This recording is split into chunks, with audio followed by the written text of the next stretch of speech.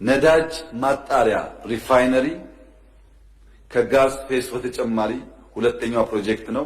እሱንም በ24 ወራት እንጨርሳለን። 1000 ሜጋዋት ኢነርጂ ከ24 ወራት በጣም ባነሰ እንጨርሳለን። ባስ ወደ ጋዝ መቀየር ያልኳችሁን እሱንም ባነሰ ጊዜ እንጨርሳለን።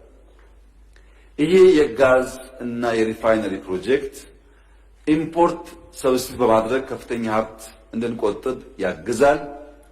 ሎጂስቲክስ ላይ ኢምፓክት አለው። ኢነርጂ ላይ ኢምፓክት አለው። ለብዙ ልማቶች ግብዓት ላይ ኢምፓክት አለው።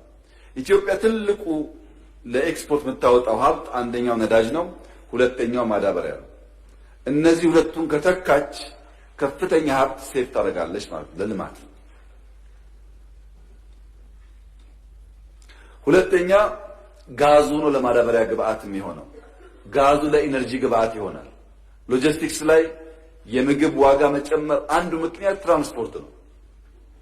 የትራንስፖርት ዋጋ መቀነስ ከቻል በከፍተኛ ደረጃ የምግብ ዋጋ ኢንፍሌሽን ላይ ኢምፓክት ይኖረዋል። ይሄን ደግሞ በጀመረው መንገድ ከትራክ ጀምረን ደረጃ በደረጃ የምናሳካው ጉዳይ ይሆናል።